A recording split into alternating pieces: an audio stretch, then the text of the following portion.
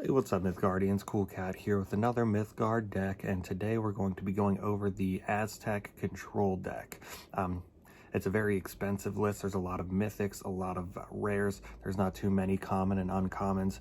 I myself don't have every single mythic on the standard list, so I am running an adjusted list. I have been changing it up a little bit, so in the replays that we get into later on, it may not be the exact list I go over here, but it's going to be pretty close. I don't adjust too much on this, but it's a very strong control deck if you're into the control play style. They can also have the capability of going into a more mid-range style as well against some of the grindier matchups like yellow-green and some of the more greedy red-orange mid-range lists as well. Running the Ollama Rings is going to give you the ability to buff up your mini token generators to completely overtake the board and then overtake the game shortly after. So let's go ahead and hop into the list, and then we'll go over some replays with, again, a short conclusion there at the end.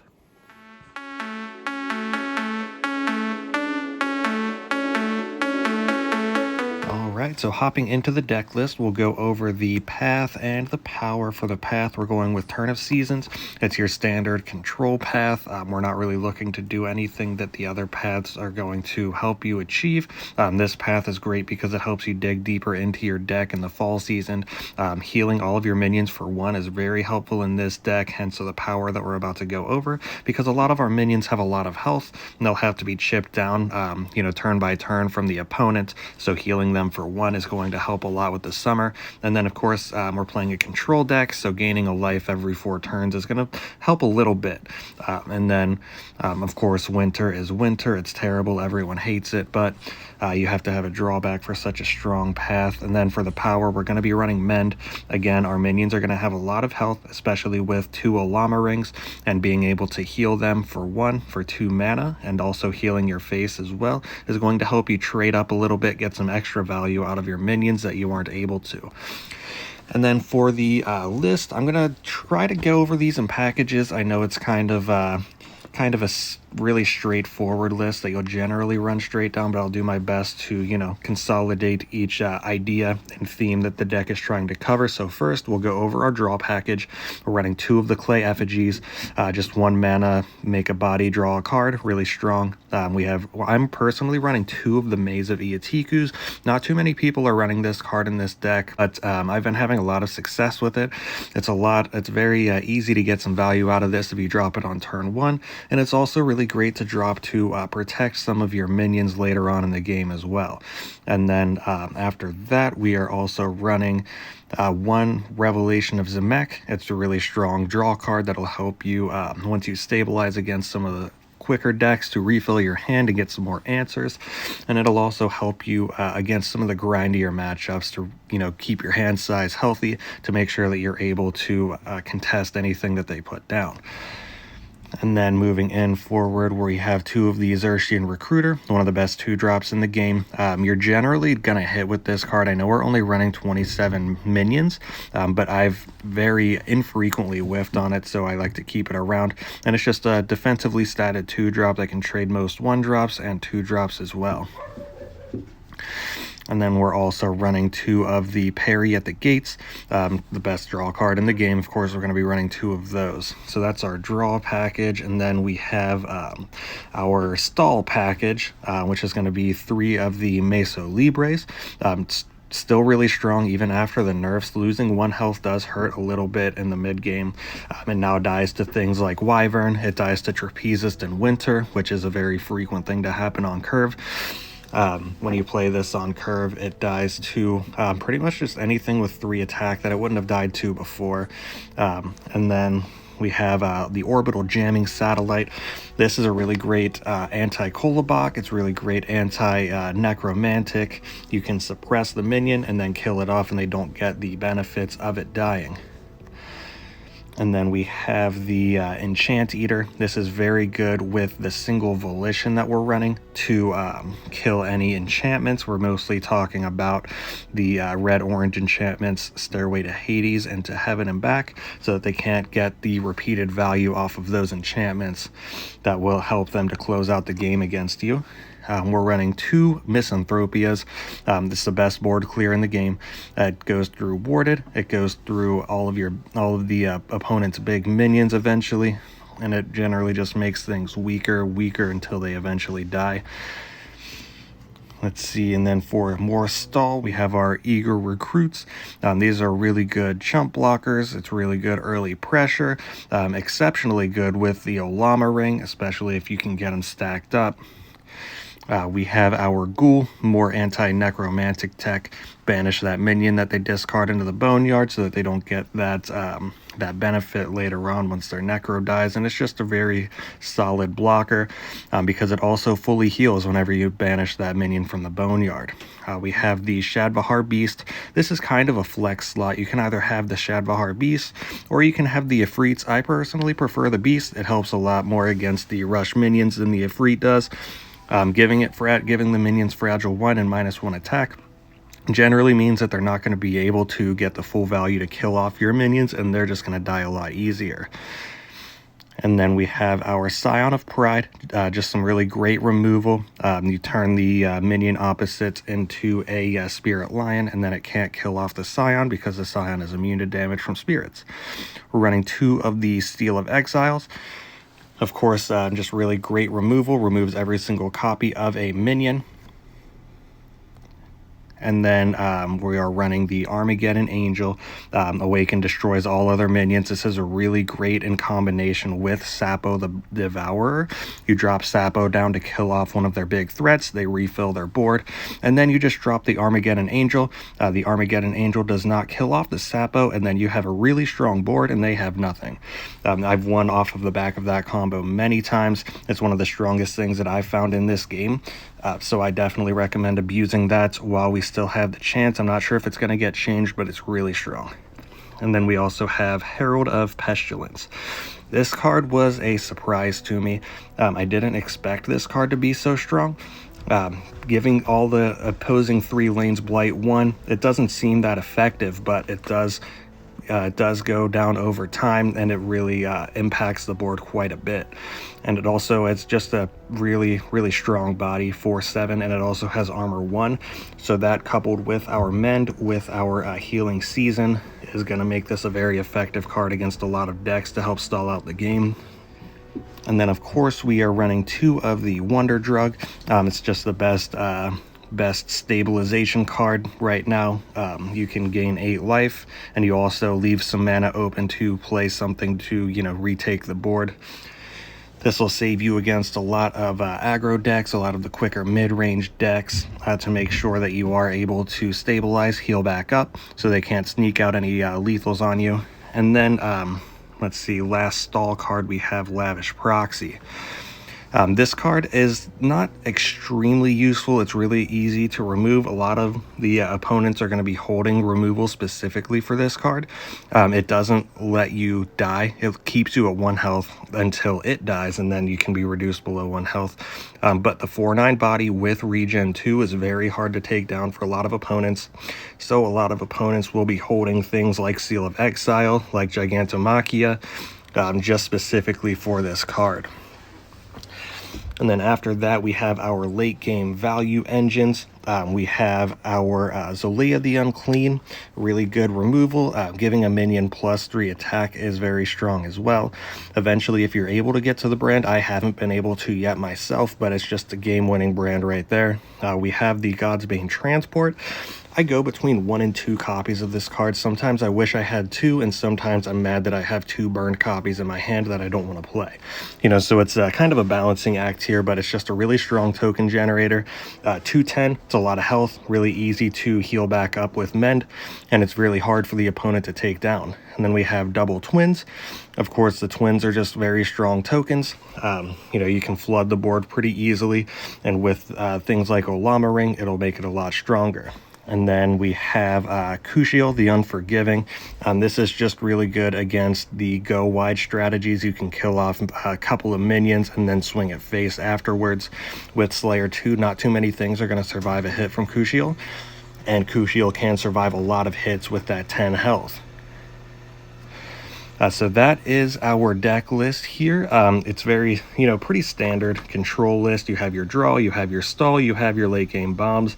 Generally in this list, it's going to be late game bombs in the form of tokens and go wide strategies, because yellow and orange are both really good at that. Really good at getting those tokens out and getting a lot of value from those tokens with the Ollama Rings. So let's go ahead and hop into some replays. Games tend to be a little longer, so I'm not sure if I can go over too many of the replays, but let's see what we can do.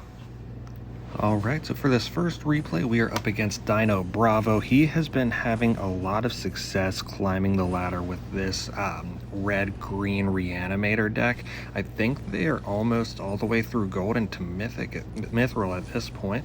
But we are going to go ahead and burn a yellow, play our Maze. This list is slightly different than the one that I had gone over. In this list, I am running the 2 Heaven and Back. I'm also only running 1 Twin and 2 Godsbane Transports in this list. And then a couple of other differences. I'm running 2 of the Dark Passengers. So it's a pretty standard start, just drawing cards, playing the smaller guys to get your board presence up, blocking any early game that they would play. They haven't played any yet. As I said, they're a Reanimator deck, so they're looking to drop their Necromantic on this turn, actually. They have 3 in their hand, so they'll burn 1, play 1. But we have the perfect answer here in our Seal of Exile. So we'll go ahead and burn one of our Shadvahar Beasts. We have 2 copies. We're not going to need 2 copies against a Reanimator deck. And we're just going to seal away all of their Necros so that Indric Beast isn't going to get any value for quite a while. And with that, they're going to go ahead and just start burning their top end. They play the Crimson Pact on the Maze. That was a pretty smart play. Not allowing me to get that extra draw, and they take no damage from the Crimson Pact. But I do have the card draw here and the parry, so I'll draw 2 and I'll deal 2 with my Xerxian Recruiter. So right now they are mostly focused on getting a lot of value out of their disc and their Born Again combo to try to get to the late game to drop their big guys, which is just fine by us. They try to save 2 health by playing the Detained on my Recruiter. I'm going to go ahead and burn my Satellite. I'm not going to get too much use out of that now that the Hopeless Necros are gone.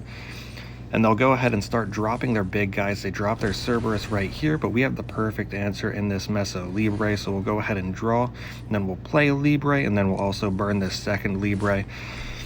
And we're really looking to just let them overextend into one of our board clears. We have Misanthropia in hand, we have Armageddon Angel in hand, so it looks like they will drop another big guy. I know what those 2 cards are. They are revealed to me, the Born Again and the Deported, so I know they don't have any more big drops, so I'm perfectly safe to play one of my board clears, because I know I'm probably not going to get too much more value than I am right now out of it. And then I'll just burn the Twin so that I can heal up a little bit, try to keep my health up. I'm not going to be looking to play the Twins anytime soon. I have my Armageddon Angel, I have my Herald of Pestilence, and with that short stag drop, I am perfectly safe to play this Armageddon Angel. For the Indric Beast that they pulled back, I do have the Scion of Pride in hand, so I'm not too concerned with just the single minion, and I just wanted to get this Armageddon Angel down so that they aren't able to, do anything with their board. So they play the Born Again as a sack target for their Wings of Abaddon, giving it Immortal and killing off my Angel, which is perfectly fine because we have the Zalea right here, which is a really great answer to all of the Wings of Abaddons you're seeing on the ladder right now. Giving it Blight 1 is just going to kill it off on their next turn. They're not going to be able to get any more value out of it. I play the Shadvahar Beast next to my Zalea to protect it a little bit, but they have the Extract Life to answer, which is just fine. They do heal for 5, and that's a little annoying, but we'll go ahead and use this time to draw some cards, keep our hand size nice and healthy. Their hand size is looking very not great, I guess you could say. So I'll play the burned Ollama Ring in case I want to burn the second one in the future. And they're just going to start chipping away with their Kolobok, and they finally drop their Indric Beast, which gives me the perfect chance to answer with my Scion of Pride. So I'll play the Scion right in front, and then I'll play that Pride of Place as well as my second Ollama Ring, giving a little bit more bang for their buck. They're going to play the Magmatar. They're not able to completely kill off my board because of the dual Ollama Rings. And right here, I do make a slight misplay with the attacks. I kill off the Spirit Lion first, which deals 1 extra damage to me from the Oak of Dodana, and then I kill the Oak. I should have killed the Oak first, but I'll go ahead and start flooding the board with my Godsbane Transport. So they're going to keep chipping away with that Kolobok, and they do steal my Godsbane Transport with the Traitorous Murmur. That kind of hurt a little bit, but they're not going to get nearly as much value out of that as I am with my dual Ollama Rings. They don't have any Ollama Rings or any buffs, really. And we're going to really make use out of those by trading down and then healing right back up. And then with the Blight 1 across the board is going to pretty much make those a non-issue moving into the future. They do have the Spinneret Deported combo. I really like that combination. It was really interesting to see. I've never seen that before. But with the healing off of the disc night mode, kind of made that hurt a little bit. So I'll just drop the Misanthropia to clear off their board. They don't have any cards in hand. They don't have a board. So it's looking pretty easy for me from this point on. I have a pretty strong hand. I have the dual Ollama Rings. I have the twins in my hand right now, so I don't see any way that I could drop this game. I'm going to go ahead and make sure by playing the Revelation of Zemek, possibly getting some more answers. And then I just go ahead and play out the Shadvahar Beast to put a body on the board, and that also sets up for lethal next turn with 4 damage. Outside of any blockers or any, of course, extract lives, so that'll heal them up for 5 back to 9, which is no problem at all. I have plenty of bodies to throw down. I throw down my double twins to really take control of the left side of the board, and also to block off this Kolobok to try to, conserve my double rings, which they do have. They top deck the Wings of Abaddon this turn, so they can easily kill one of my rings, which they do, but I still have lethal on board with my double twins, so they'll go ahead and concede.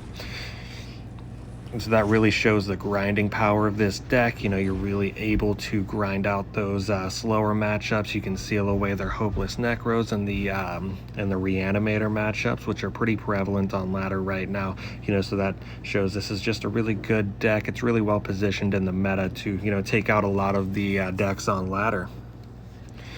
Alright, and in this replay we are up against Misty CK101. They're playing the Mono Blue Rainbow Valkyries, which can be a pretty tough matchup if you don't draw any of your sweepers. Thankfully we open up with Armageddon Angel in our hand and double Libre, so we have plenty of answers to hopefully stabilize after their initial onslaught. So we'll go ahead and drop our Recruit right there in the middle to help control the board as best we can. And then they drop their Thane to contest our Recruit, so that's no problem at all. We'll go ahead and burn a twin since we just drew one, and then we'll just pop our heal. We're not going to swing in, because if we do, that'll open up the lanes for their Thane to swing in. So we'll let them trade it off. They'll play the Valkyrie Tough over in the right side, but we have our double Libre. We'll go ahead and throw that down right in front of the Tough to contest that. And then moving forward, they do play their Frecky Sidecar, which is very scary to see come down when you don't have any rush minions to block or to take it down.